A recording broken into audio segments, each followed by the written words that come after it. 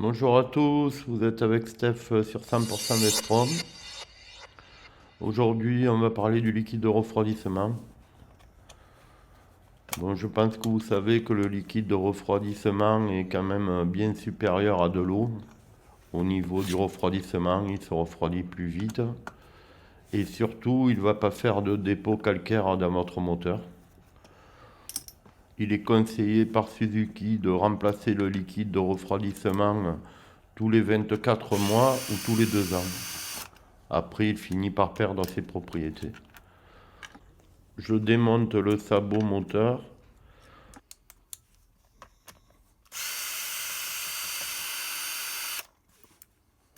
Tu dois enlever le carénage et déposer le réservoir. Tu as une vidéo qui est dédiée à ce sujet sur ma chaîne.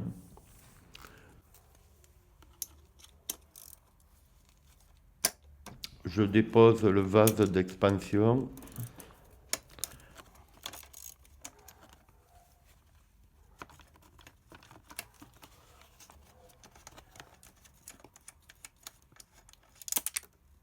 Le boulon vient de m'échapper des mains, je vais le récupérer avec un aimant parce qu'il est coincé d'un coin.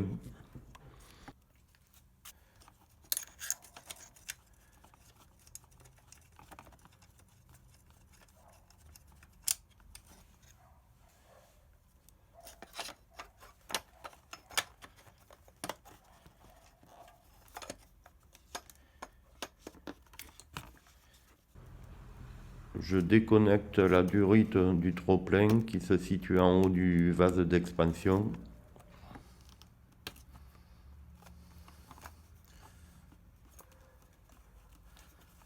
Puis je déconnecte la durite du bas.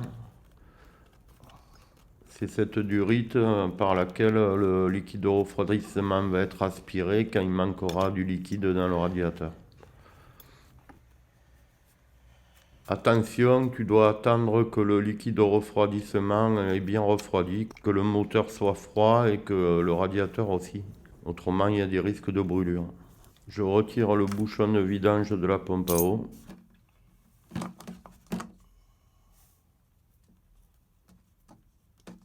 Je récupère le liquide de refroidissement et je le dépose à la déchetterie.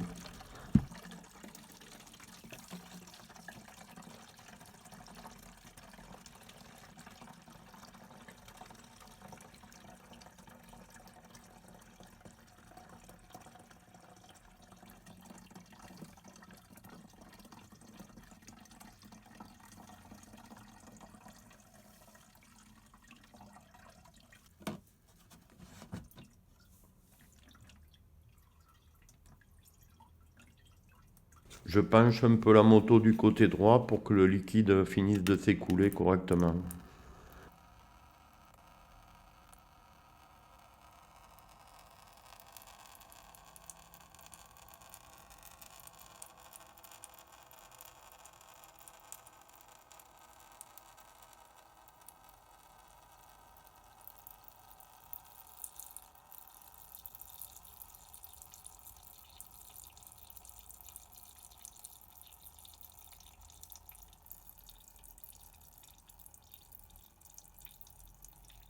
Je déconnecte la durite du bas qui permet de refroidir l'huile du filtre à huile.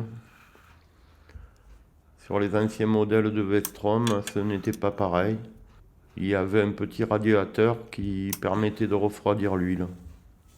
Maintenant, c'est le liquide de refroidissement qui va refroidir l'huile sur les nouveaux modèles.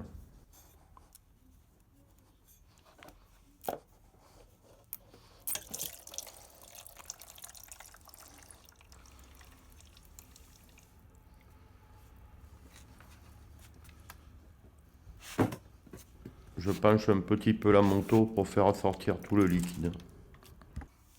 Je peux remettre la durite en place. La vidange est terminée.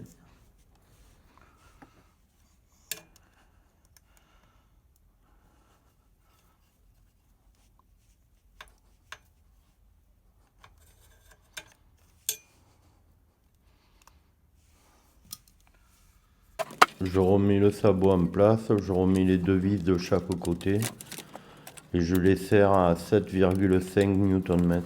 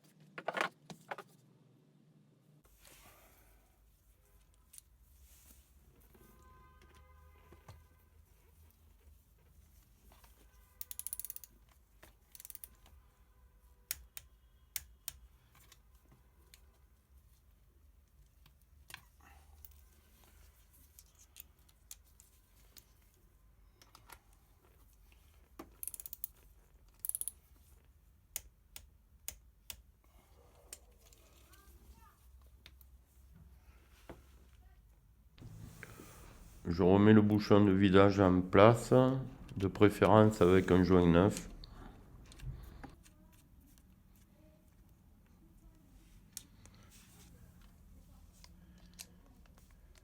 Je serre le bouchon à 10 Nm.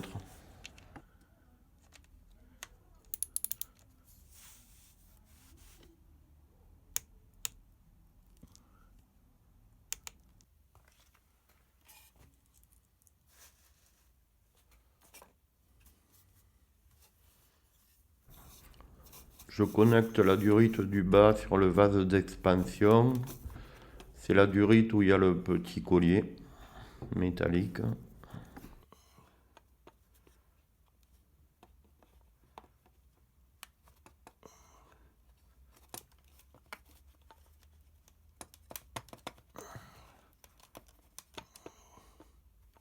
Je remets le collier en place.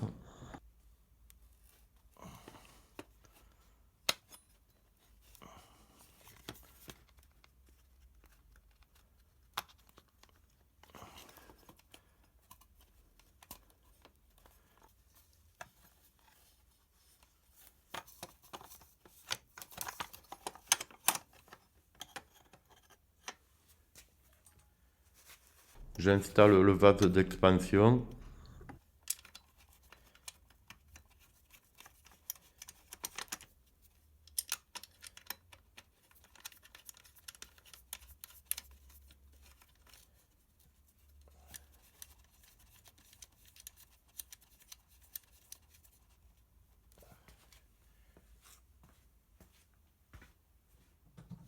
Je serre les deux boulons à 10 Nm.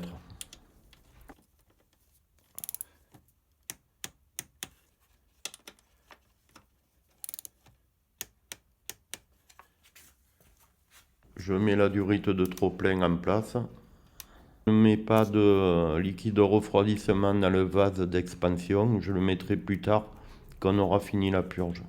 Je fais le plein du radiateur. Mais je verse très doucement pour pas faire trop de bulles. Ça permettra de purger l'air plus rapidement.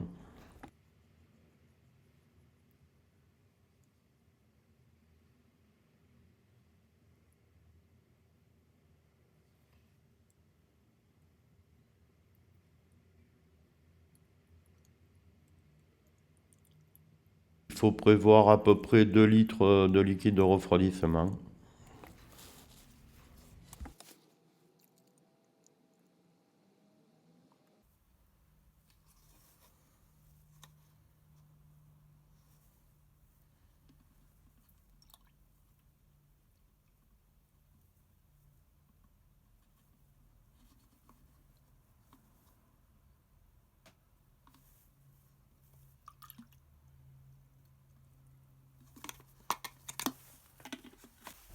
J'appuie un peu sur toutes les durites pour faire sortir l'air.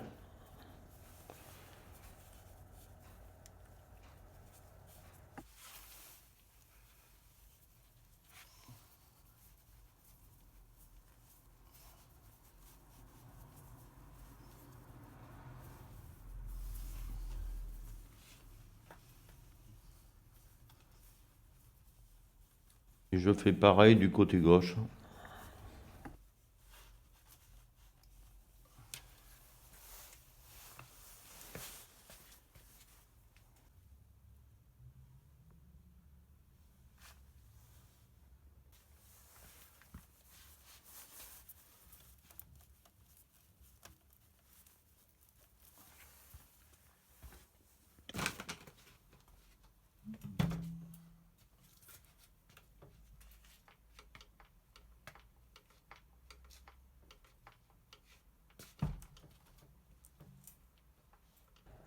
Je secoue la moto un peu de droite à gauche pour essayer de faire sortir de l'air.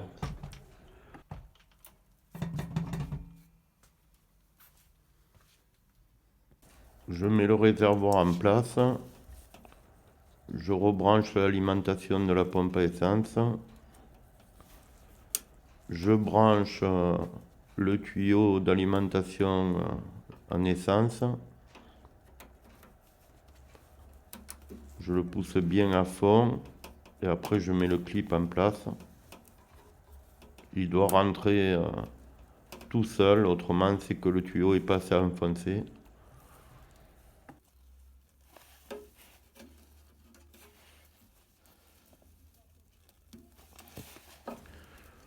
Je reconnecte les durites de mise à l'air libre et les durites de trop-plein. La durite qui n'a pas de collier se met au fond et celle qui a le collier se met un peu plus vers l'avant.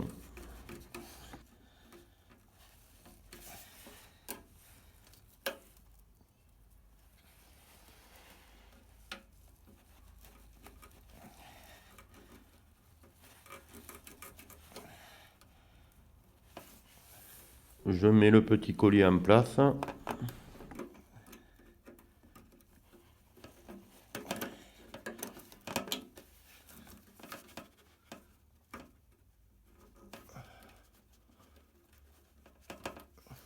Je mets un petit bac de récupération sous le radiateur qui risque d'avoir un peu de liquide qui sort du radiateur pendant qu'on fait la purge. Je démarre la moto. J'attends que le ventilateur se mette en route, au moins je suis sûr que le thermostat est ouvert. Le thermostat s'ouvre à 84 degrés et le ventilateur lui se met en marche à 105 degrés. Donc quand tu as le ventilateur qui tourne, tu es sûr que le thermostat est ouvert et que le liquide est passé bien dans tous les circuits du moteur et que l'air est sorti.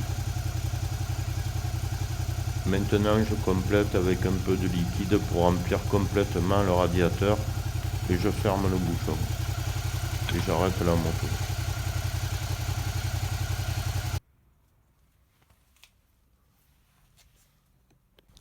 Maintenant avec une durite ou un petit tuyau, je remplis le vase d'expansion jusqu'au maximum.